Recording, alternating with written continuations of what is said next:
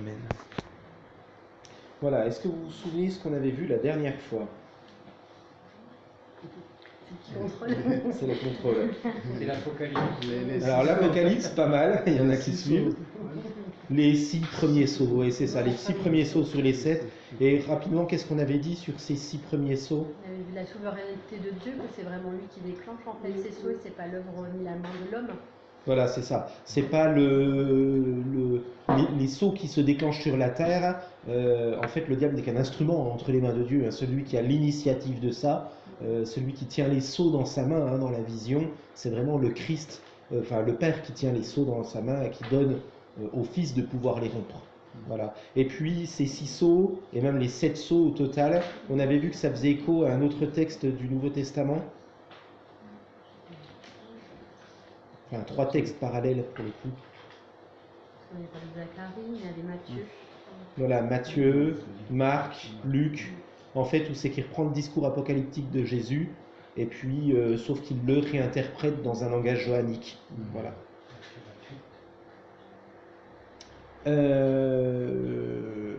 Du coup, on arrive au chapitre 7. Je vous propose peut-être déjà de lire, voilà, 7, verset 1 jusqu'au verset 8, s'il y a un lecteur ou une lectrice.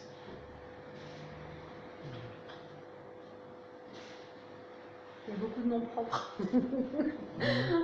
Après cela, je vis 4 anges debout aux 4 coins de la terre. Ils retenaient les 4 vents de la terre, afin qu'il ne souffle point de vent sur la terre, ni sur la mer, ni sur aucun arbre. Et je vis un autre ange qui montait du côté du soleil levant et qui tenait le sceau du Dieu vivant. Il cria d'une voix forte aux 4 anges à qui il avait été donné de faire du mal à la terre et à la mer. Et il dit, ne faites point de mal à la terre, ni à la mer, ni aux arbres, jusqu'à ce que nous ayons marqué du sceau le front des serviteurs de notre Dieu.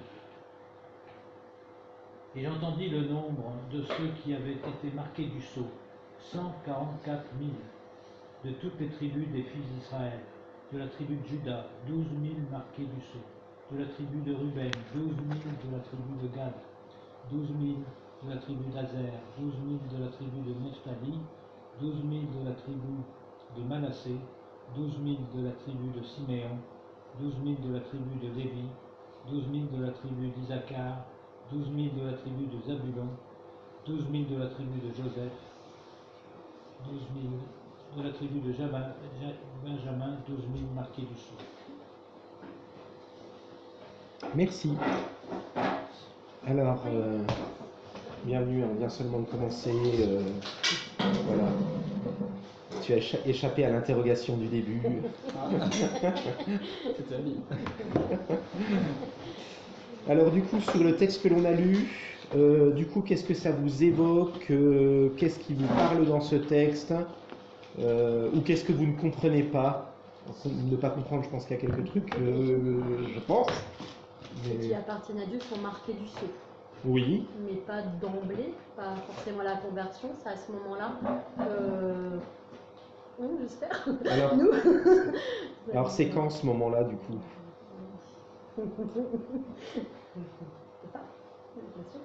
On va voir, on va essayer de discerner de quand ça, pour quand et à qui ça s'adresse.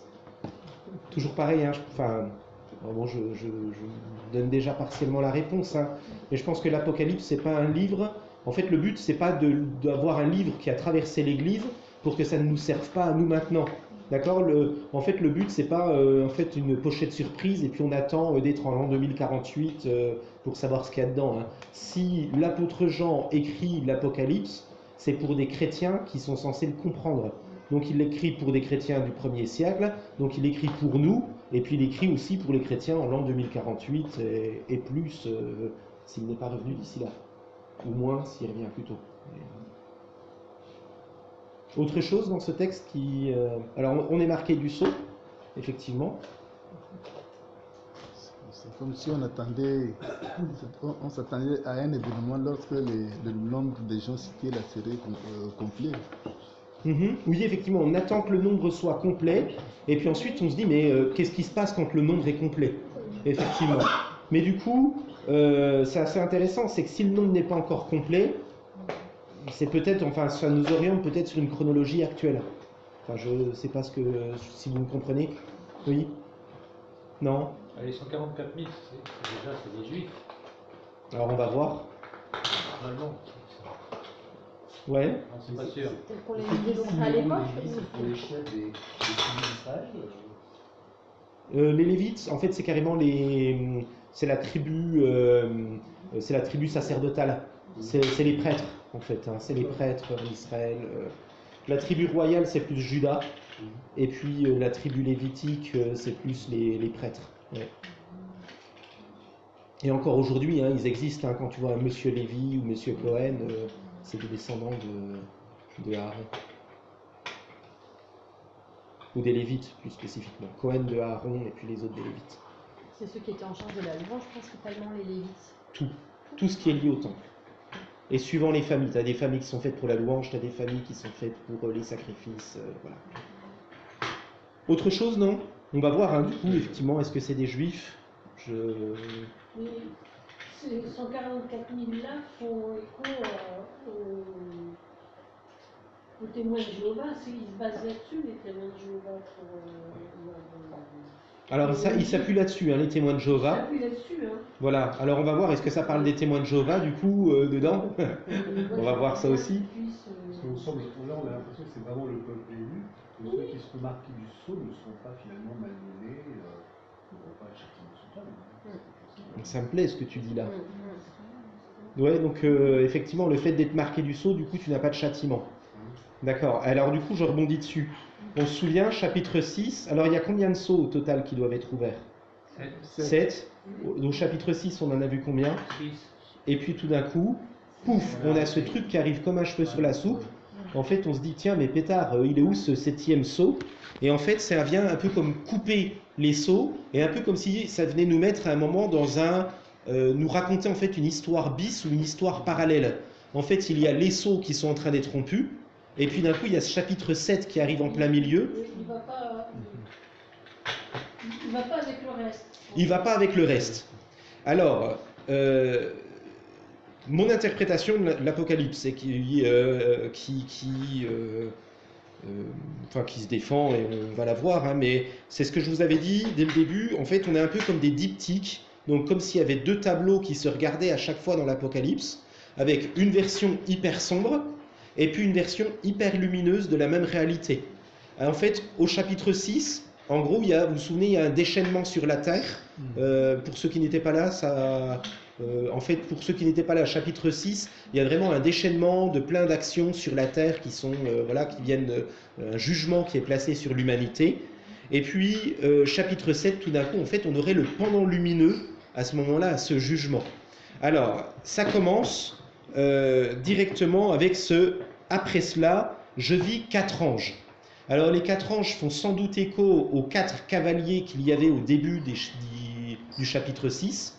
Vous vous souvenez, hein, il y avait les 4 cavaliers de l'Apocalypse, là, voilà. Et puis il y a le pendant, hein, de l'autre côté, où c'est qu'il y a 4 anges. 4, c'est les 4 points cardinaux, hein, ça représente la création, ça représente la terre. Voilà. Et puis, ils se tiennent debout donc aux 4 coins de la terre. Ils retiennent les 4 vents de la terre. Alors, un petit peu plus haut, on voit au chapitre 6 hein, que, voilà, il est... toc, toc, toc. Les étoiles du ciel s'abattirent sur la terre comme font les fruits verts d'un figuier secoués par un gros coup de vent. Et en fait, le vent, hein, dans le langage prophétique, représente régulièrement le jugement. Alors, on en a quelques exemples dans Jérémie 49, 36, Daniel 7, 2, Ésaïe 27, 8, Psaume 1, verset 4. Et voilà, assez régulièrement, donc le vent a vraiment cette notion, ça serait plus une tempête, hein, c'est quelque chose d'assez violent. Et puis en fait, du coup, on se rend compte que ces 4 anges se tiennent aux 4 coins de la terre, et puis en fait, ils se mettent là pour retenir le vent.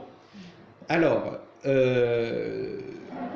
en fait, on est en train de passer en fait sur une vision bis. Souvent, on essaye de lire l'Apocalypse avec un regard occidentalisé, En Occident, en fait, quand on écrit un texte, on l'écrit de façon chronologique. Le chapitre 2 suit le chapitre 1, le chapitre 3 suit le chapitre 2, enfin voilà, on est dans une façon chronologique. Seulement la chronologie, c'est un produit qui est un produit bien occidental. En Afrique, pendant des millénaires, quelqu'un était capable de vous dire qu'il était né à la saison où on récupère les arachides sur les arbres, mais il était incapable de vous dire en quelle année il était né. Ce qu'il était capable de dire, c'était plus ou moins la saison. Parce qu'en fait, on fonctionne avec une logique circulaire. Dans le système hébraïque, on fonctionne aussi avec une logique circulaire. Par exemple, nous on le sent entre une prédication apportée par un pasteur africain et apportée par un pasteur français ou occidental. Un pasteur occidental, c'est introduction, on développe son idée et on apporte la conclusion. Donc on essaye de prendre la ligne droite et voilà. Quand on écoute un pasteur africain, moi en fait ça me fait ça. Alors je sais pas, je pense que les frères et sœurs africains sont peut-être plus habitués à cette méthode-là, mais au bout d'un moment je me dis tiens, mais ça il l'a déjà dit. Ah, puis ça il l'a déjà dit, puis ça. Puis en fait c'est parce qu'il revient sur les points et le but en fait c'est d'apporter, de montrer que là où il revient c'est quelque chose d'important et quelque chose qu'il veut appuyer.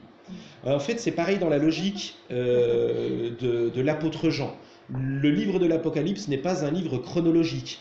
Donc c'est pour ça qu'à un moment on va voir, quand on va étudier l'Apocalypse, il dit des choses, il donne donc le côté négatif, le côté positif, il va plus loin, il construit encore plus sa pensée, hop, négative, positive, il va plus loin, toc, et puis il redéroule un troisième tableau où il vient encore développer un petit peu plus les premières idées qu'il a développées.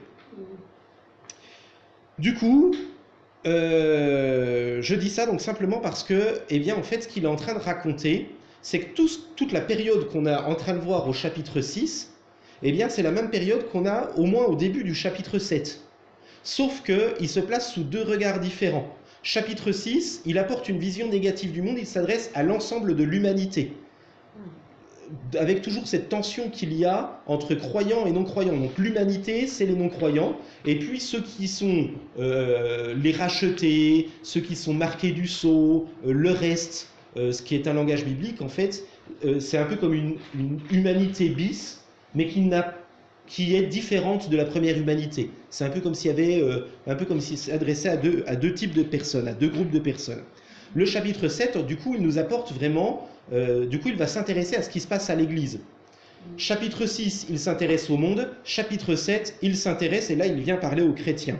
Et donc, le vent qui est en train de souffler sur la terre entière, tout d'un coup, en fait, lorsqu'on est au milieu de l'église, alors pas le bâtiment, mais quand on fait partie de l'église qui a reçu l'esprit, eh bien, c'est un peu comme si, oui, il y a plein de problèmes partout, mais en fait, vous êtes couverts, vous êtes sous une protection. Donc, en fait, quand bien même il y a des problèmes autour de nous, alors, attention, ça ne veut pas dire que nous ne sommes pas, que nous n'allons pas vivre certains de ces problèmes, mais ça veut dire qu'étant donné que nous sommes animés d'une autre orientation, ces problèmes ne sont pas là pour nous angoisser. Autrement dit, on peut... alors, deux exemples. Un exemple, c'est le prophète Élie. Le prophète Élie, même quand il y a la sécheresse dans le pays, il continue à être ravitaillé. Seulement, il ne va pas manger du caviar. Il va juste être ravitaillé par les corbeaux, il va avoir un peu de pain, un peu d'eau. Donc, c'est-à-dire qu'il va quand même souffrir plus ou moins, mais avec une notion beaucoup moins forte, ce qui est en train d'être souffert à côté. Alors, quand je dis ça, ça ne veut pas dire du tout que le chrétien ne souffre pas. Il s'adresse là à des chrétiens qui sont persécutés, et puis, je vais dire, on connaît tous des gens qui sont partis de maladies, qui ont connu des situations qui sont difficiles. Sauf que, dans une notion, alors je vous le traduis un peu en langage théologique, mais dans une dimension de corps, âme et esprit, les non-croyants développent beaucoup le corps et l'âme. C'est-à-dire qu'à un moment, si leur vie est uniquement centrée sur eux-mêmes, tous les cataclysmes qu'il va y avoir autour d'eux, c'est dramatique, parce qu'en fait, ils risquent pour leur vie. Alors que si le chrétien, lui, arme son esprit, et qu'il a pleinement confiance que son esprit est entre les mains de Dieu, du coup, ça fait qu'en fait, on ne vit pas les choses qui sont autour de nous comme un drame, mais on le vit avec une espérance à l'intérieur de nous. Vous comprenez ce que je veux dire ou... Ouais, d'accord. Donc en fait, ce truc qui nous protège, c'est qu'en fait, on a simplement l'esprit qui nous met un peu comme dans une petite bulle. Donc on n'est pas naïf, hein. En fait, on voit bien les problèmes qui sont là, on a bien, voilà, on voit bien ce qui se passe, voilà, des chrétiens au chômage, des chrétiens qui meurent de faim, des chrétiens qui sont persécutés, des chrétiens qui sont malades. Mais seulement, étant donné que notre espérance n'est pas dans ce monde, eh bien, on peut être comme dans cette bulle protégée. Notre vision est une vision spirituelle. C'est une protection qui n'est pas de la naïveté, hein, pour le coup. Hein. C'est vraiment une espérance. Ça va? Jusqu'à là, vous me... Alors, il retenait les 4 vents de la terre pour qu'aucun vent ne souffle ni sur la terre, ni sur la mer, ni sur aucun arbre. Et en fait, on est vraiment, voilà, je vous dis, pris dans ce... Voilà, sous cette protection, sous cette garde. Et puis ensuite, ça continue, et je vis un autre ange monter du côté de l'Orient. Il tenait le sceau du Dieu vivant.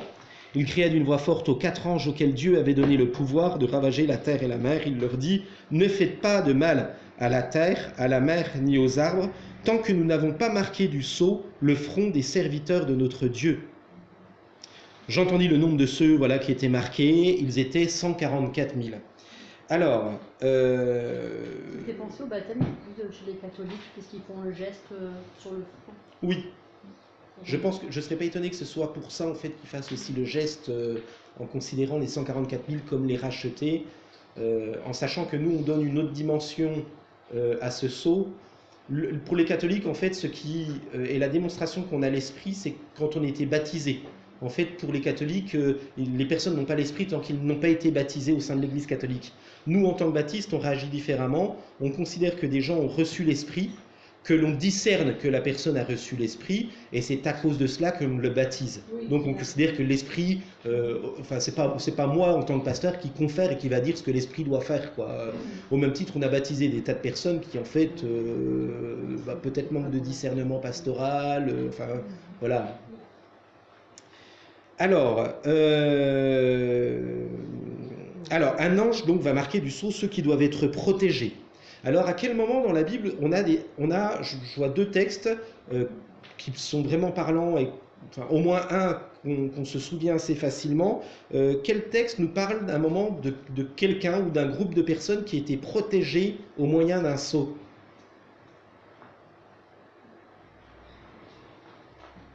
Vous le connaissez, hein? Sûr. Si vous êtes allé à l'école du dimanche quand vous étiez enfant, obligé, vous connaissez.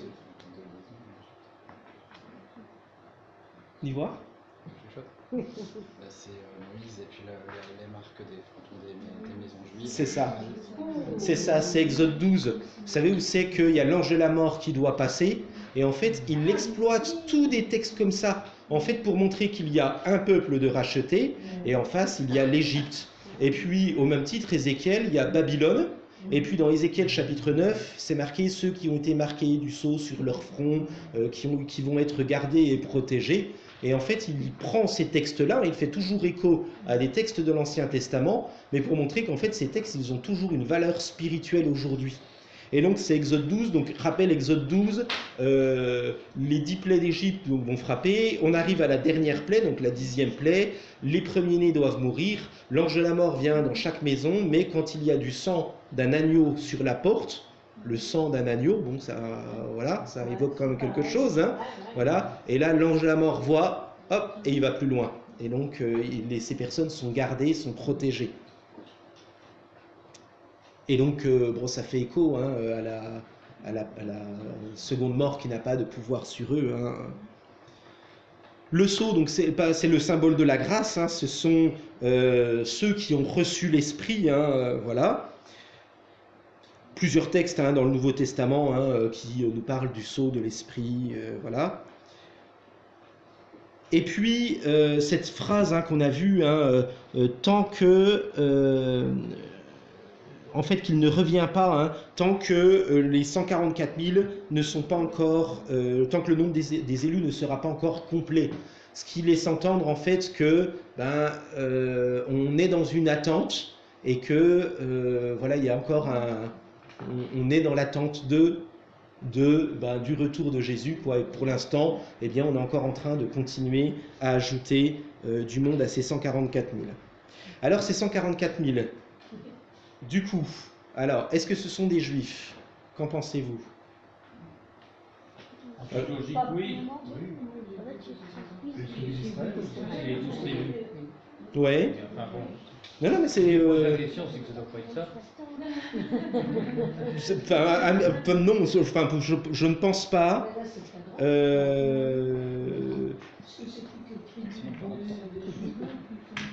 Sinon, on perd notre temps.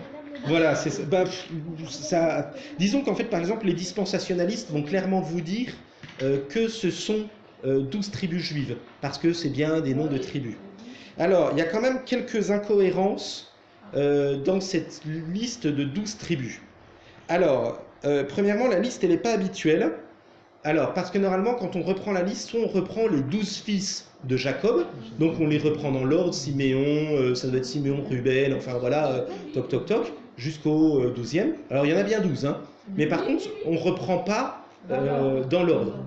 Soit on reprend de façon géographique. Par exemple, de façon géographique, Lévi n'est pas dedans, mais par contre, il y a Manassé et le frère de Manassé, en fait, les deux fils de Joseph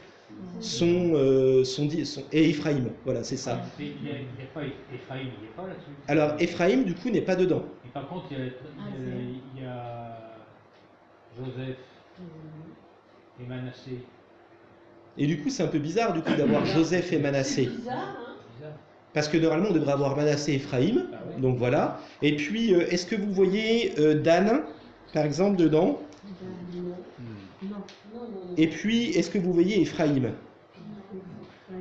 Donc en fait, on a des absents hein, qui, en tout cas, ça interroge. C'est une liste qui interroge. Il y en a quand même 12. Non, mais Et on en a quand même 12.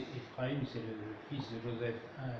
C'est ça. Donc c'est Joseph qui est indiqué à la place d'Ephraïm. Et Sinon, les 12 c'est et du coup, Manassé, Joseph. Ben, Manassé, pourquoi il ne serait pas représenté par Joseph, du coup? ben, c'est ça. En fait, ça pose des questions. En C'est fait, avec il y a... Joseph, Manassé Et Ephraïm. qui a le problème. Oui, c'est ça.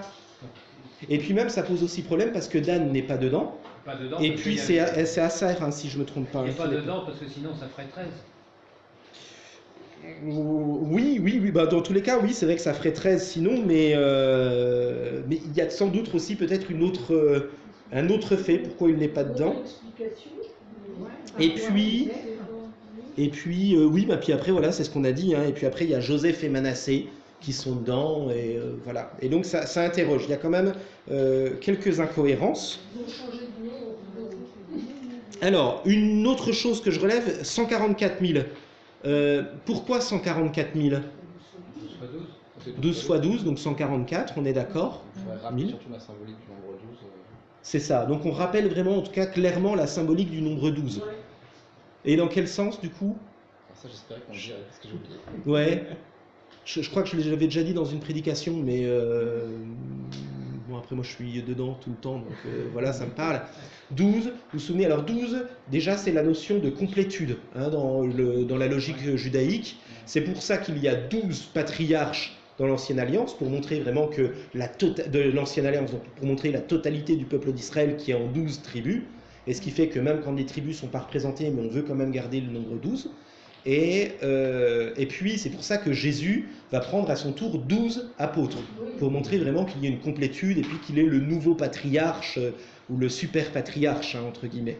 Et du coup, en fait, 12 et 12, ce sont les représentants de l'Ancienne Alliance et les représentants de la Nouvelle Alliance qui sont mis côte à côte, hein, qui sont mis un peu à l'exponentielle, hein, 12 fois 12, hein, 12 au carré, et pour montrer vraiment que c'est l'ensemble du peuple de l'Ancienne Alliance et de la Nouvelle Alliance, donc le reste qui est présent, et le 1000, donc multiplié par 1000, hein, 144 000, pour montrer vraiment la plénitude, la totalité, l'abondance, qui fait sans doute un lien à la grâce sous laquelle ils sont au bénéfice.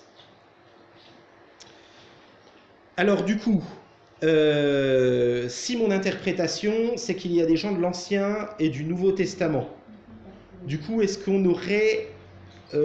ça pourrait être le peuple juif? Alors, ceci dit, ça pourrait, si on pourrait prendre en compte par exemple des juifs messianiques. mais du coup, je ne pense pas que ce soit le cas. D'une part, parce que les juifs messianiques, souvent, n'ont maintenant aucune connaissance de la tribu dont ils font partie. Et la plupart des juifs qu'on a aujourd'hui sont des descendants de la tribu de Juda, voire de Benjamin ou des Lévites. Parce qu'avec la déportation, en fait, il y a très peu d'autres tribus qui sont revenues après la déportation. Ça va, je vous perds pas trop, hein, je donne des petits éléments, mais... Non, mais enfin, j'ai quand même pas compris l'argument de dire que c'est pas forcément des juifs dont il est question ici. Alors, l'argument, c'est que sur les 12 qui sont cités, en fait, ça ne représente aucune liste dans l'Ancien Testament qui fait écho à ces 12 tribus. Ouais. Donc, en fait, à mes yeux, c'est plus une façon métaphorique de parler du peuple de Dieu.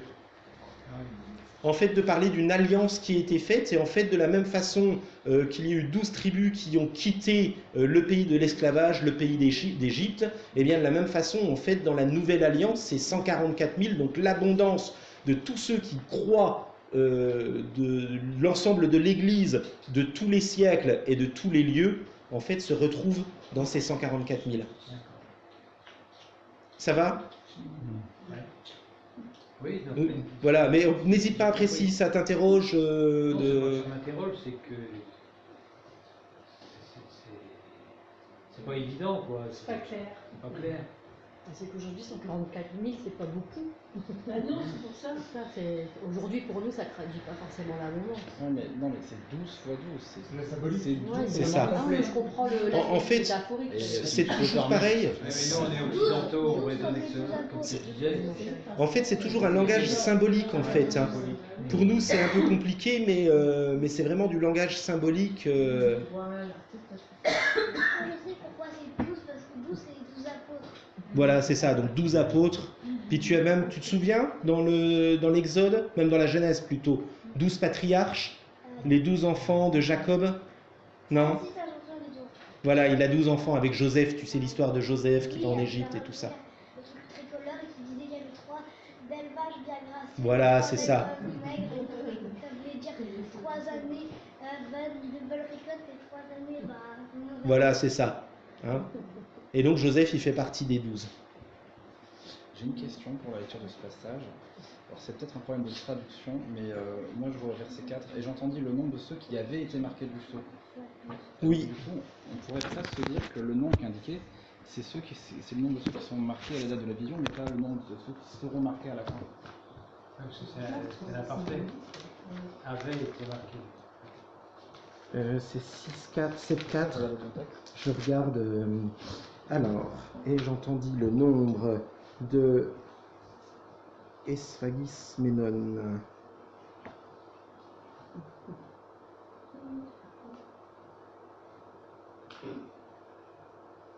Là, j'ai un gros trou. C'est là où je ne me souviens plus. Et le verset d'avant, c'est marqué jusqu'à ce que nous ayons marqué du sceau. Bah, c'est ça, on dirait que c'est en cours. On pourrait tenter de comprendre que, bon, bah, à la date de la vision, on en a 144 000, mais que le processus est en cours. Alors, apparemment, ça serait un passif. Ouais, de ceux qui avaient été marqués du sceau. Parce que 12 fois 12, ça veut déjà dire que c'est complet. Alors, sinon, ça peut être aussi vu comme une anticipation. Hein. Alors, dans mon approche calviniste, hein, c'est vraiment le Dieu qui sait en espérance déjà ceux qui seront sauvés. Donc là, je pourrais le... Alors, est-ce qu'après, c'est beauté en touche c'est possible, hein, mais moi, ça me satisfait, mais je comprends que ça... Non, c'est un détail, ça change pas. Ça, c'est un détail, on est d'accord, hein, mais ça ne Soit change donc, pas. L'esprit, c'est bien que tout le monde est invité. En fait.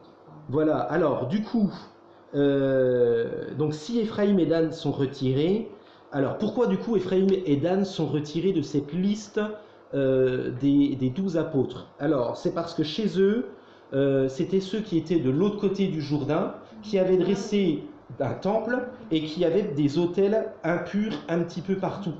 Et en fait, pourquoi donc du coup ils ne sont pas représentés ici? C'est parce qu'en fait on veut montrer que là on a affaire à un Israël qui est pur, qui est saint, et où les tribus qui n'étaient pas pures n'ont pas leur place dedans. Un autre détail aussi qui est à prendre en compte, pardon, dans ces 12, j'ai la lumière qui s'allume là d'un coup, c'est que Judas est en tête de ces 12, alors que normalement, il ne devrait pas être en tête des 12 tribus. C'est Ruben qui est les premiers. Justement, il a été de l'autre côté du Jourdain. Ruben, oui, sans doute, je n'ai plus le... mais c'est possible. Demi-tribu de Manassé. Là, j'ai un blanc. Je ne te cache pas que j'ai un blanc, je me souviens plus. Non, c'est parce Mais- que tu parlais de ça. Mais c'est bien, oui, on peut regarder, hein, mais du coup, d'après vous, pourquoi Judas est en tête?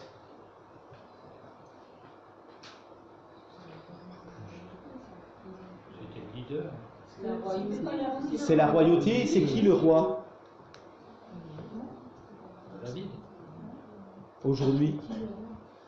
Ah bah oui, c'est Jésus. C'est Jésus, voilà, c'est ça. Ah, il est sorti du trône de David et compagnie. Et en fait, ça fait écho. En fait, quand on parle de Judas, dès qu'il y a la bénédiction qui est annoncée sur Judas dans Genèse au chapitre 49 ou 50, c'est vraiment, il aura le sceptre qui sera sur lui. Et en fait, on ne parle pas de David. Alors David, c'est un type du Messie. Mais c'est vraiment le Messie qui est visé, celui à qui on ne retirera plus le sceptre, celui qui règne pour l'éternité. Et puis même après, on se rend compte qu'une fois que David est mort, eh bien, on va exploiter son image, mais en disant que David il est mort, mais en fait, c'était pas réellement David qu'on attendait. C'était un roi plus grand, celui qui va apporter le grand Israël. Le grand Israël, donc ça serait quoi? C'est l'Église, c'est l'Église en fait. Voilà, et d'où le fait que dans mon interprétation, en tout cas, on l'oriente sur les 12 tribus et nous ferions partie de ces tribus. On ne cherche pas à savoir si on est d'une tribu ou d'une autre, on est vraiment lié à ce peuple qui a quitté le joug de l'esclavage, qui a quitté les plaies d'Égypte. D'accord? Chapitre 6, c'est un peu comme s'il y avait les plaies d'Égypte. Chapitre 7, en fait, il nous dit, mais en fait, vous êtes déjà en train vous avez déjà traversé la mer Rouge et vous êtes déjà en train de migrer en direction du pays céleste. D'accord? Donc on est vraiment sous une protection. Ça va? Et puis alors quelque chose du coup alors dans cette interprétation du coup, c'est que les chrétiens marqués du sceau, eh bien, ne sont pas nécessairement enlevés. Alors pourquoi je dis ça? Parce que si vous rencontrez des dispensationalistes, ils vont vous dire que l'enlèvement de l'Église a eu lieu avant le chapitre 7. Mais si le chapitre 7 parle bien de l'Église, ça montre bien que les tribulations, nous les vivons de notre temps, d'accord? Le chapitre 6 le montre, mais qu'en fait on n'est pas enlevé, mais préservé de ces tribulations. D'accord? Je formule ce que j'ai dit, mais voilà. Les Israélites avaient vécu les plaies d'Égypte, mais n'en ont pas été touchés, parce qu'ils avaient marqué le linteau de leur maison. Voilà. Et puis, autre chose aussi sur les 144 000, on les voit un petit peu plus tard au chapitre 14, versets 1 à 5, à côté de l'agneau. On peut je vais juste regarder le passage, je ne l'ai pas forcément en tête.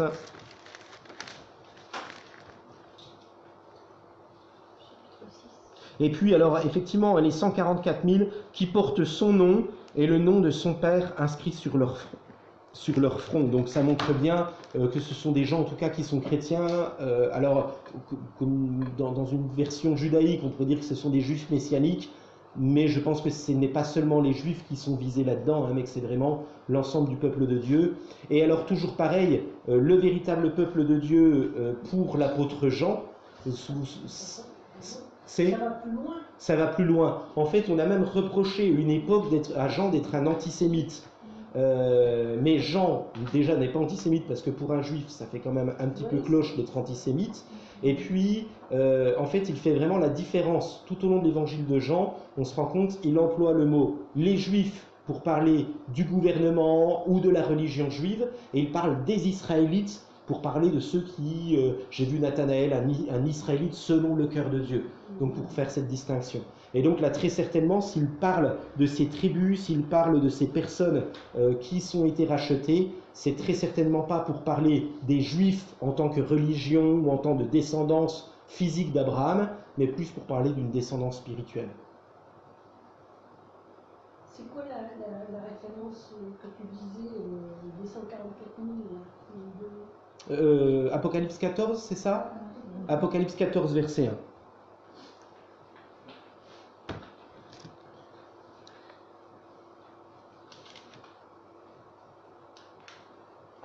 Oui, puis pareil, alors du coup, au même titre, hein, en 14, versets 1 à 4, on se rend compte qu'ils ont le nom du Père et du Fils qui est inscrit sur leur front, c'est 144 000. Ça forme le groupe des rachetés, hein, nous dit l'Écriture. Donc les rachetés, c'est le reste, hein, le reste d'Israël. Nous sommes greffés au reste d'Israël, hein, suivant les autres Écritures. Et puis c'est un peu pour faire le contre-pied de ce qu'il y a au chapitre 13. Vous vous souvenez, au chapitre 13, c'est marqué qu'il y aurait un tatouage qui sera apporté par la bête, un peu comme une contre-marque, hein, c'est réellement une contre-marque en l'occurrence. On essaye de pallier et on essaye de faire croire que l'on a apporté un signe sur certains, hein. La bête essaye de marquer de son sceau, de son emprise certains, et du coup on se rend compte qu'au chapitre 14, en fait, la bête ne fait qu'une caricature de ce que le Messie lui est capable de faire. Mais moi je trouve que c'est 144 000, c'est un peu restrictif quand même. Alors on va voir pourquoi c'est restrictif. Mais effectivement, je pense que c'est sans doute volontaire que ce soit restrictif. En fait, il y a une différence entre le début du chapitre 7 et la fin du chapitre 7. Le début du chapitre 7, donc 7 versets 1 à 8, on a l'impression en fait qu'on a quand même affaire au peuple de Dieu sur la terre. En fait, on a l'impression qu'on a vraiment affaire à une église militante qui a besoin d'être protégée, elle a besoin de recevoir ce signe sur la tête pour tenir ferme dans l'épreuve. Et d'un coup, on va basculer au verset 9, et c'est bien parce que je voulais arriver à ce moment-là, et au verset 9, en fait, on va se rendre compte, on a l'impression en fait de basculer d'arriver au ciel en fait, hein, vraiment d'être dans la présence de Dieu, devant le trône de Dieu. Au chapitre 7, on n'est pas encore devant le trône de Dieu, un peu comme si on était encore dans cette période dans laquelle on est. Donc très certainement, les 144 000, à mes yeux, sont vraiment ceux qui mènent le combat aujourd'hui ici-bas sur la terre. Voilà. Alors du coup, juste pour revenir sur les 8 premiers versets, le but de Jean, toujours pareil, je n'ai pas écrit l'Apocalypse pour vous faire peur. Le but c'est de dire, mais en fait, tu as reçu l'Esprit. Donc arrête de t'affoler quand tu ouvres le journal le matin, que tu vois qu'il y a eu un tremblement de terre dans la ville à côté de chez toi. Arrête de t'affoler quand tu vois telle ou telle chose qui se passe autour de toi. Tu es été scellé de l'Esprit, ton espérance, elle est en Christ. Une situation que là j'ai vécue cette semaine, c'est assez marrant, hein, un truc, mais ça m'a vraiment mis en pétard, voilà, ça bouillonne quoi. Et à un moment, en fait, on s'arrête, on prie, puis en fait, on relativise. D'un coup, en fait, on a un autre regard sur les situations. Voilà, et du coup, l'Apocalypse, c'est vraiment ça. Hein. En gros, on est dans un monde spirituel, et du coup, on va parler de réalité spirituelle, et du coup, en fait, vous n'avez rien à craindre. Voilà. Déjà, les 8 premiers versets, c'est « Soyez cool, tout va bien, on appartient à quelqu'un, il nous a mis son sceau dessus. » Le sceau, vous savez, c'était ce qu'on mettait sur les esclaves hein, à l'époque romaine. Hein. Quand on avait... donc le statut de l'esclave n'est pas le même statut hein, qu'il y a eu par rapport à l'Afrique. Hein. À Rome, c'était... Je ne sais même pas, c'était pas 90% à un moment de la ville de Rome qui était faite d'esclaves. Hein. Donc c'était un statut un peu comme nous les employés aujourd'hui. Alors avec un statut qui est clairement différent de celui des employés. Mais par exemple, si j'avais 3 esclaves, je les marquais au fer rouge, donc je lui donnais un sceau, vous savez, comme on tatoue, vous savez, les troupeaux de vaches, là, pour être sûr de les repérer, on leur fait des marques, et du coup, en fait, c'est vraiment pour les repérer parmi plusieurs autres. Et donc, on sait que cet esclave qui s'est évadé, à cause de son signe, il appartient à telle personne. Et donc là, en l'occurrence, hein, ils sont marqués pour montrer vraiment qu'ils appartiennent à Jésus-Christ. Hein. En fait, c'est hyper rassurant. Vous savez, même dans les combats spirituels, vous savez, quand vous avez un combat spirituel, qu'il y a quelqu'un qui vous dit, l'autre coup, j'ai prié pour une délivrance, mais en fait, à un moment de dire, mais en fait, j'appartiens à Jésus. Et en fait, c'est génial. Vous avez, d'un coup, vous avez les 4 anges en fait qui vous protègent. Là, enfin, c'est une image, hein, mais en fait, d'un coup, vous vous trouvez protégé, quoi. Vous n'avez rien à craindre. Vous appartenez à quelqu'un qui est plus fort que tous les autres. Alors, verset 9, du coup, on y vient. Après cela, et effectivement, à chaque fois qu'on change de vision dans l'Écriture, il y a toujours ce après cela. Donc 7 verset 1, il y avait un après cela. Et après cela, on va dans une vision, et du coup une vision sans doute un peu plus profonde. Je vis une foule immense. Et là, je te rejoins tout à fait, on n'a plus affaire aux 144 000. Alors, peut-être que quelqu'un veut lire 9 à la fin du chapitre, parce que c'est vrai qu'on ne les a pas lus. Après cela, je vis une foule immense, que nul ne pouvait dénombrer. C'étaient des gens de toute nation, de toute tribu, de tout peuple, de toute langue. Ils se tenaient debout devant le trône et devant l'agneau, vêtus de tuniques blanches, et ils avaient à la main des branches de palmier. Ils proclamaient d'une voix forte: le salut appartient à notre Dieu qui siège sur le trône et à l'agneau. Et tous les anges se tenaient debout tout autour du trône, des représentants du peuple de Dieu et des 4 êtres vivants. Ils se prosternèrent face contre terre devant le trône, et ils adorèrent Dieu en disant: Amen. À notre Dieu soit la louange, la gloire et la sagesse, la reconnaissance et l'honneur, la puissance et la force, pour toute éternité. Amen. Alors l'un des représentants du peuple de Dieu prit la parole et me demanda: ces gens vêtus d'une tunique blanche, qui sont-ils et d'où sont-ils venus? Je lui répondis: Mon Seigneur, c'est toi qui le sais. Il reprit: ce sont ceux qui viennent de la grande détresse. Ils ont lavé et blanchi leur tunique dans le sang de l'agneau. C'est pourquoi ils se tiennent devant le trône de Dieu et lui rendent un culte nuit et jour dans son temple. Et celui qui siège sur le trône les abritera sous sa tente. Ils ne connaîtront plus ni la faim, ni la soif. Ils ne souffriront plus des ardeurs du soleil, ni d'aucune chaleur brûlante. Car l'agneau qui est au milieu du trône prendra soin d'eux comme un berger. Il les conduira vers les sources d'eau vive, et Dieu lui-même essuiera toute larme de leurs yeux. Amen. Amen. Bon, en tout cas, ça donne envie, hein. Rien que quand on entend les louanges, c'est magnifique. Hein. Je me souviens avoir connu un chant qui reprenait ça, mais c'est vrai qu'on regrette qu'il n'y ait pas plus de chants dans nos églises qui reprennent ces paroles. C'est magnifique. Hein. Ouais, non, ça mériterait vraiment. Alors, déjà, toujours pareil, qu'est-ce que vous en pensez? Est-ce qu'il y a des choses qui vous interrogent? Je commence à m'intéresser encore plus davantage sur les 144. Parce que voilà, je viens encore dessus parce que là c'est spécifique comme quoi les 144 c'est vraiment des personnes élues, c'est des personnes qui sont, je sais pas, la tribu d'Israël, je sais pas si c'est pas pour différencier, un peu dire comme quoi ça c'est l'ancienne alliance, ce sont les tribus, ce sont les gens qu'on parlait d'eux, et la deuxième partie, là, c'est une ouverture à tout le monde, là. Tout peuple confondu, toute race confondue, tout ce qui est greffé à ces 12 tribus.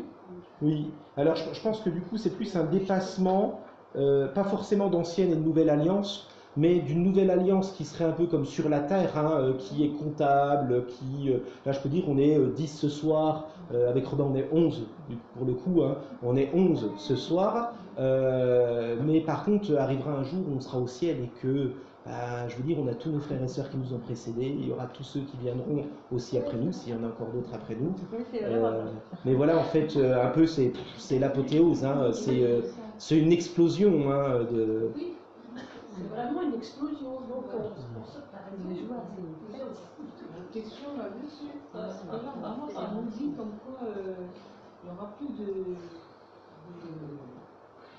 Et il n'y a plus de larmes, hein. On se rend compte, jusqu'au verset 8, il y a très certainement encore des larmes. Après le verset 8, il n'y a plus de larmes. On a le berger qui est là, qui est visible. Enfin, c'est... Voilà. Et puis les chants de louange. D'accord. Alors, moi, ce qui m'entraîne à penser qu'on change de point de vue, c'est tout d'abord, effectivement, qu'on passe de 144 000 à une multitude. Oui, c'est ça. On passe de tribus juives à une multitude de tout peuple, toute langue, toute nation. Hein, en tout cas, enfin, ils ne nous présentent pas comme ça, hein, mais voilà. Et puis, les 144 000 jusqu'au verset 8, on a l'impression qu'en tout cas, ils souffrent, ils ont besoin d'être gardés et protégés. Puis au verset 9, là c'est... On sait qu'ils sont là, mais il y a quand même. Voilà.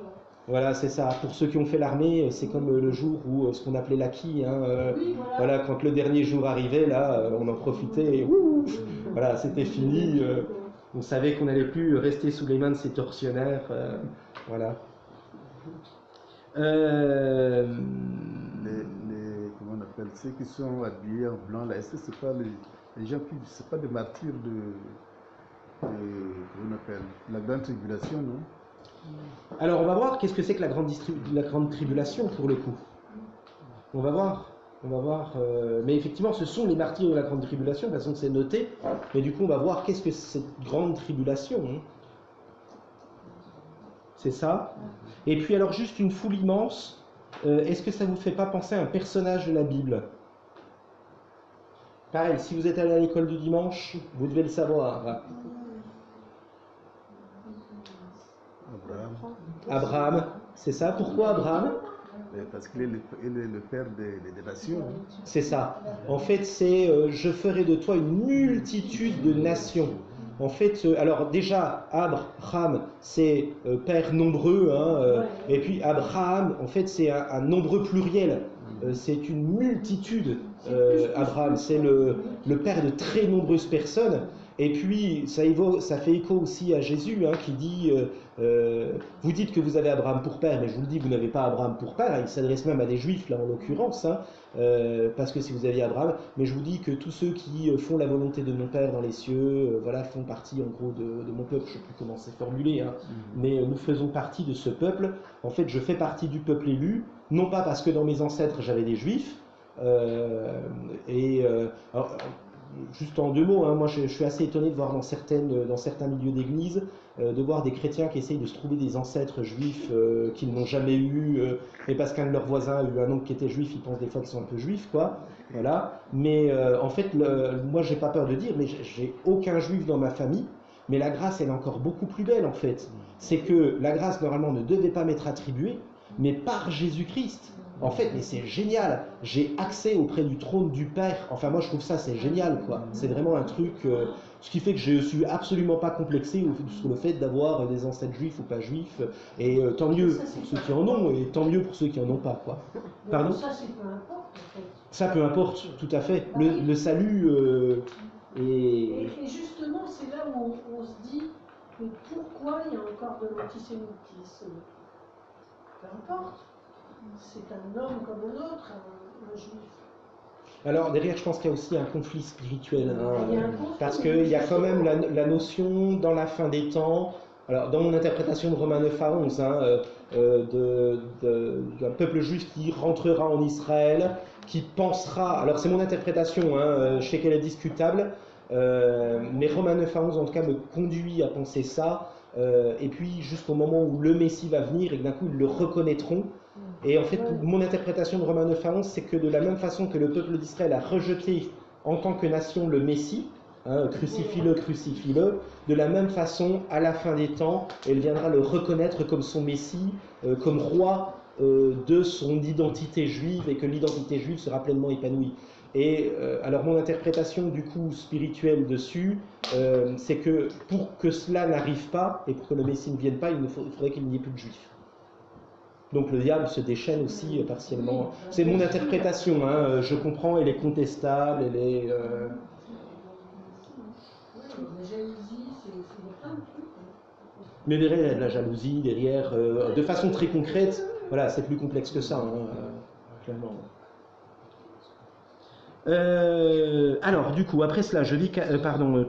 on est là. Après cela, je vis une foule immense que nul ne pouvait dénombrer. Donc on a dit, hein, c'est cette foule de croyants, hein, nous qui sommes descendants d'Abraham, hein, spirituellement, c'était des gens de toute nation, de toute tribu, de tout peuple, de toute langue. Donc là on a un petit échantillon déjà parmi nous ce soir. Ils se tenaient debout devant le trône et devant l'agneau.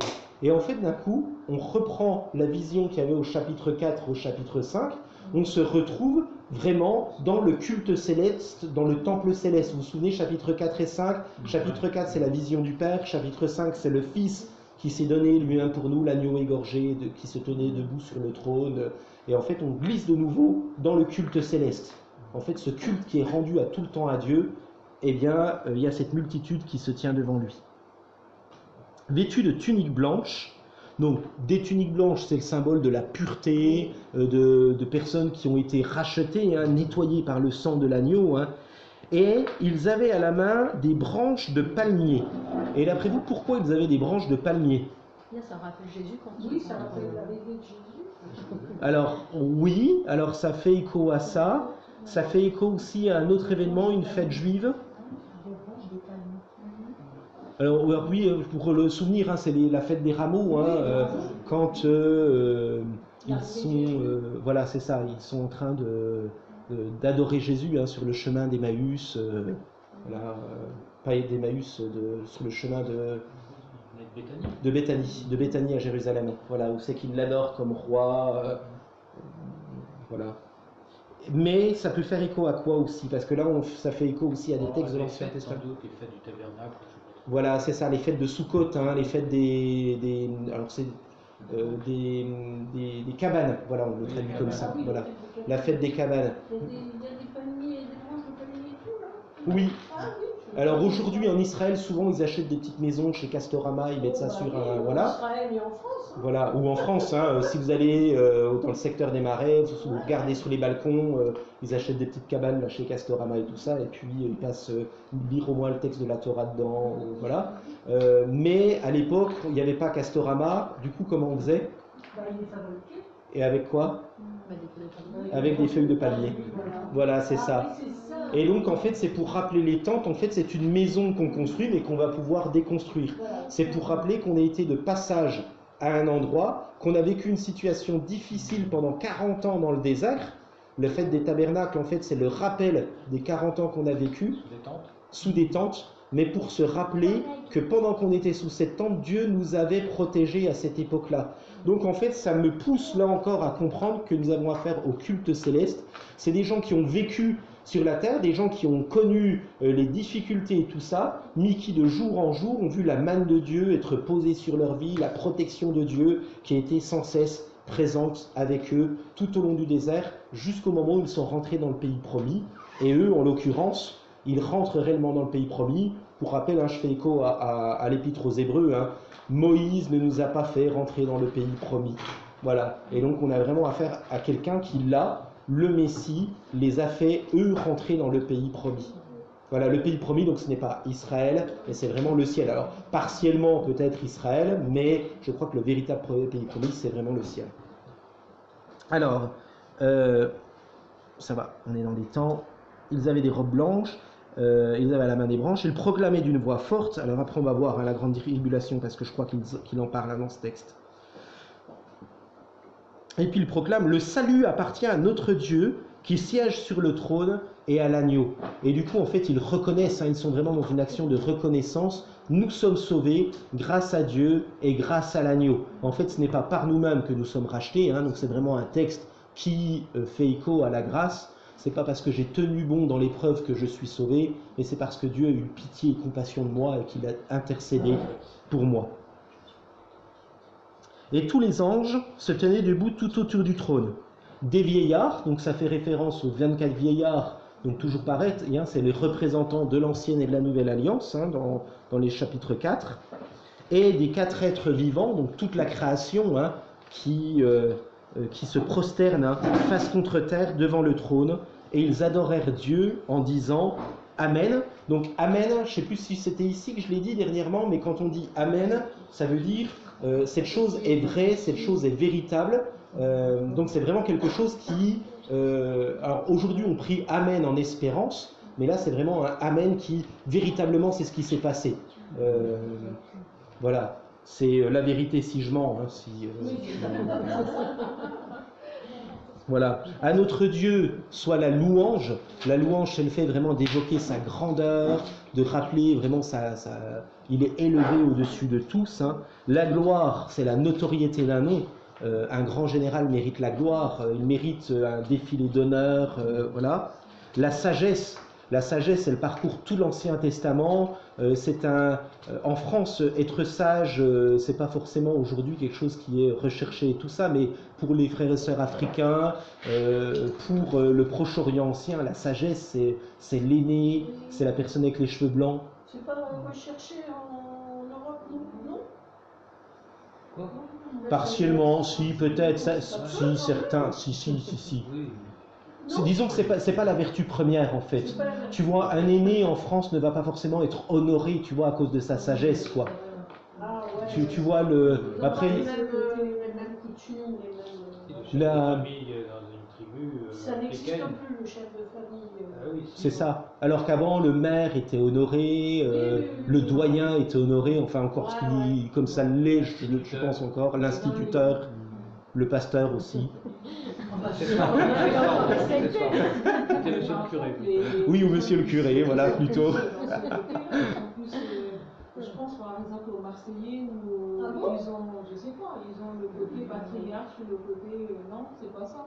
Les Corses peut-être. Ah oui. Peut-être plus les Corses. C'est plus. Voilà. La mafia, c'est plus. Ou la mafia aussi. Alors les Italiens. Les Italiens aussi, peut-être, oui.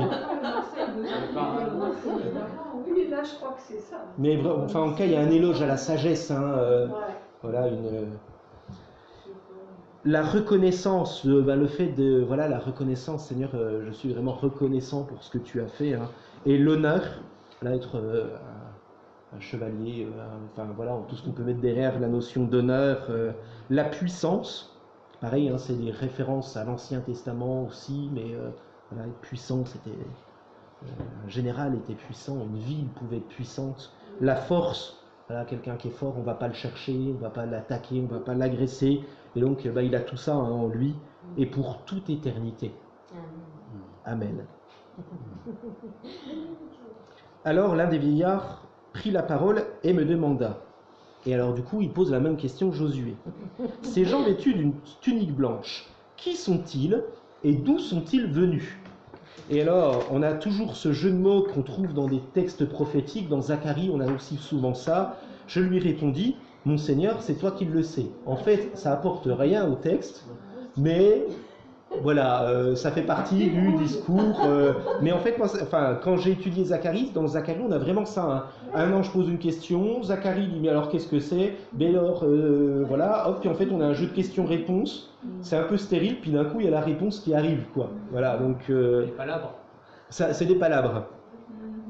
Et il répondit, ce sont ceux qui viennent de la grande détresse. Alors, on va voir qu'est-ce que c'est que la grande détresse. Donc, ils ont lavé et blanchi leur tunique dans le sang de l'agneau. Donc, on a vraiment en tout cas affaire à des rachetés. En gros, c'est vachement rassurant. Quand moi, je connais mes péchés, je connais mes faiblesses, je connais mes défauts, mais j'ai pleinement confiance en Jésus-Christ, donc je lave et je me considère comme saint au nom de Jésus. Hein, c'est pas moi qui me le déclare, c'est Jésus qui le déclare sur moi. Pourquoi? Parce que j'ai été lavé par le sang de l'agneau. Et donc en fait, ces personnes, cette multitude, eh bien, c'est déjà les chrétiens ou les croyants. Ce sont en tout cas des croyants qui ont placé leur espérance dans la grâce apportée par Jésus-Christ. Donc jusque-là, je pense qu'on est à peu près tous d'accord sur ce truc-là. Ensuite, ils viennent de la grande détresse ou de la grande tribulation. Alors du coup, qu'est-ce que vous mettez derrière cette grande tribulation?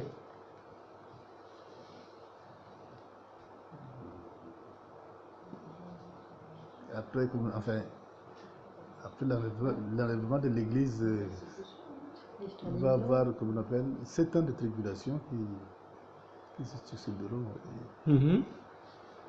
Et les 7 ans étaient divisés. Hein. Après l'enlèvement de l'Église, il y aura 7 ans de tribulation. Et ces 7 ans de tribulation est divisé en deux. Une première partie jusqu'à 3 ans et 3 ans et demi, ouais. Puis après, seconde, 3 ans et demi aussi. Je me demande aussi la tribulation, c'était pas à l'époque où les premiers chrétiens étaient persécutés, où il y avait vraiment ce côté où on voyait vraiment que les exécutions étaient concentrées que sur les chrétiens, quoi. Je me demande si c'est pas un peu ça, décrit là-dedans. D'autres interprétations? Ou ceux qui n'étaient pas chrétiens du tout, ceux qui viennent du monde, entre guillemets. Non? En fait, on ne sait pas trop à quel moment on se situe là. Est-ce que c'est avant l'enlèvement de l'Église Alors c'est justement en fait le débat, parce que pour Josué c'est après l'enlèvement, Ah oui. pour Rachel c'est avant. Alors, d'autres interprétations? Alors, à mes yeux, étant donné, toujours pareil, que je considère que ce texte est fait pour l'Église de tous les siècles et pour encourager les chrétiens de tous les siècles, à mes yeux, cette grande détresse ou cette grande tribulation, eh bien, elle parcourt toute l'histoire de l'Église. Je pense que l'apôtre Jean, et on verra du coup dans la suite des textes comment on interprète ces 7 ans et comment on interprète ces 3 ans et demi, dont il est parlé dans quelques chapitres après, mais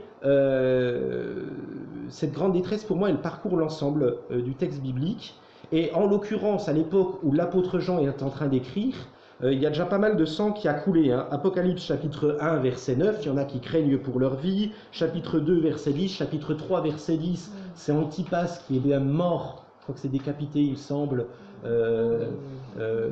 carrément à cause de sa foi.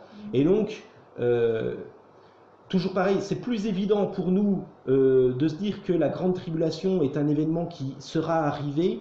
Je ne suis pas sûr que si on allait voir nos frères et sœurs en Éthiopie qui sont enfermés dans des conteneurs et qu'on leur disait que la grande tribulation est encore à venir, qu'ils auraient, je pense qu'eux, ça ne leur poserait pas de problème de se dire que la grande tribulation, ils sont en train de la vivre. C'est vrai qu'aujourd'hui, on est quand même un peu préservé en France, même s'il y a quand même eu un mort. Je le rappelle, en 2016, je crois que c'était en 2016, le père Hamel, à côté de Rouen, il est quand même mort à cause de sa foi, clairement. Il n'a pas renié le Seigneur. C'est un exemple, en l'occurrence, je pense. Voilà, c'était à quelques centaines de kilomètres de chez nous. Donc, voilà. La tribulation a toujours existé. Alors, la tribulation a toujours existé. Et du coup, c'est là où moi, ça me renvoie au chapitre 6. Le chapitre 6, pour moi, ça parle vraiment de tribulation, de troubles qui frappent le monde, mais qui frappent aussi plus spécifiquement l'Église de façon physique. Alors, comme je dis, ça ne nous touche pas forcément chacun. Par contre, à travers l'ensemble des siècles, il y a toujours eu des persécutés dans l'Église. Je veux dire, en tout temps, en divers lieux, il y a toujours eu des persécutions, même s'il y a eu des périodes où ça allait mieux. En Occident, ça fait un petit moment qu'on n'a pas eu de... Quoique ça fait un petit moment, il y a 400 ans, il y avait des tribulations contre les protestants, entre autres. Voilà. Et même la dernière amende contre les baptistes qu'il y avait eu de la part de l'État, c'était la fin du 19e siècle, si je ne me trompe pas. Voilà, une église du Nord, parce qu'ils s'étaient réunis à plus de 3, et pour empêcher les groupes de maisons, ils avaient fait passer une loi pour qu'il ne soit pas plus de 3. Donc voilà, c'était juste une amende, mais voilà, bon, ça fait partie de l'histoire de nos églises et c'est proche aussi. Le Tchad en 73, parce que les pasteurs sont opposés au retour des traditions, le président les a fait enterrer vivants. Ouais. Au Tchad, entre autres le père d'Ariel, qui est enterré vivant aussi. La tribulation a... Mais voilà, c'est pour ça que pour moi, j'ai beaucoup de mal quand on nous dit que la grande tribulation, c'est quelque chose qui est arrivé.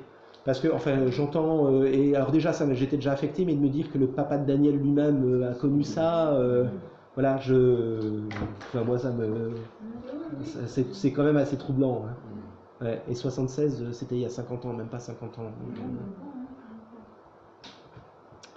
Du coup, voilà, donc mon orientation sur la grande détresse ou la grande tribulation, pour moi, c'est vraiment ces chrétiens et les chrétiens qui tiennent bon dans le témoignage, ceux qui voient les larmes de leurs yeux couler, ceux qui tiennent ferme malgré les situations. Voilà. Et c'est ceux-là qui viennent de la grande détresse. Et puis on verra un peu plus tard, les 7 ans, les 3 ans et demi, quelle interprétation on pourra leur donner. C'est pourquoi ils se tiennent devant le trône et lui rendent un culte nuit et jour dans son temple. Pourquoi ils lui rendent un culte? C'est parce qu'en fait, ils savent que s'ils ont pu passer cette grande détresse, c'est parce qu'au début du chapitre, ils ont été marqués d'un sceau. Moi, je veux dire, il y a des situations, franchement, je sais qu'il y a l'esprit à un moment qui me transforme. Je veux dire, je sens ma nature humaine qui est là, je sens... Et puis d'un coup, vous avez cette puissance de l'esprit qui d'un coup vous fait réagir, mais complètement différemment que ce que vous auriez agi. Et c'est vraiment génial, quoi. Je sais que si un jour je me présenterai devant Jésus, et comme c'est marqué à la fin de l'Apocalypse, ils prennent leur couronne, ils la jettent aux pieds de Jésus, Je crois qu'on sera tous un peu comme ça aussi. Hein, voilà. Et celui qui siège sur le trône les abritera sous sa tente. Toujours pareil, on est dans une cérémonie, là on est dans un culte qui rappelle la fête des tentes, hein, la fête de Sukkot. Hein. Et en fait, celui qui les préserve sous sa tente, comme celui qui les a préservés tout au long du désert, eh bien c'est notre Père et notre Père et notre frère Jésus-Christ, là qui nous a préservés tout au long. Ils ne connaîtront plus ni la faim. Donc on se souvient qu'il y avait quelques chrétiens qui avaient perdu leur boulot à cause de la foi chrétienne parce qu'ils ne voulaient pas faire partie des guildes et tout ça. Ils n'auront plus ni soif, ils ne souffriront plus les ardeurs du soleil, ni aucune chaleur brûlante. Et là, toujours pareil, hein, dans le désert, on imagine le peuple d'Israël qui a dû galérer, qui avait besoin justement de faire des tentes pour être préservé, et même quand ils se préservaient du soleil, je ne sais pas si vous êtes déjà allé sous une tente en été, mais vous n'avez plus le soleil qui vous tape sur la tête, mais vous êtes dans un sauna, voilà. Et donc là, on ne vit même plus ça, hein. On est arrivé. En fait, c'est bon, on peut démonter la tente, on est arrivé au ciel, c'est cool.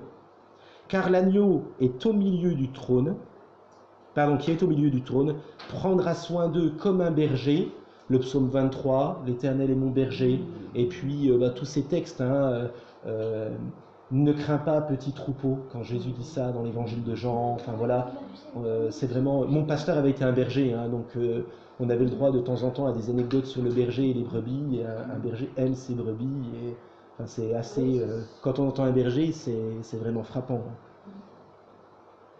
Il les conduira vers les sources d'eau vive, et donc ça fait vraiment, on a envie de... Enfin, on s'imagine, vous savez, les grandes prairies, on a envie de boire cette eau bien fraîche, là. Et Dieu lui-même essuiera toute larme de leurs yeux. Et ça y est, on est arrivé, cool quoi, on se détend quoi, c'est fini quoi.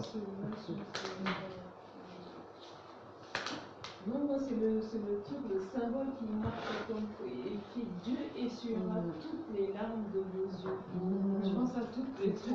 Ah ouais, franchement c'est beau. C'est beau, c'est pas une mère qui parle. Mais c'est beau, hein? Non mais c'est... Voilà.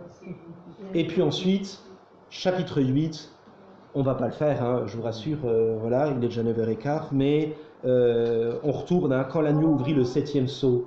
Et là on se dit, ah, bon, c'est vrai, on n'est pas encore arrivé les gars. Voilà, on redescend, et puis ensuite on va voir un petit peu chapitre 8. Tout ça pour vous, silence d'une demi-heure. Alors, il y en a certains qui disent que les femmes n'iront pas au ciel à cause de ce silence d'une demi-heure. C'est une blague. Le jour de la journée de la femme, en plus. Ah bah alors là, franchement, le pasteur, là... Alors, je vous rassure, c'est pas mon interprétation.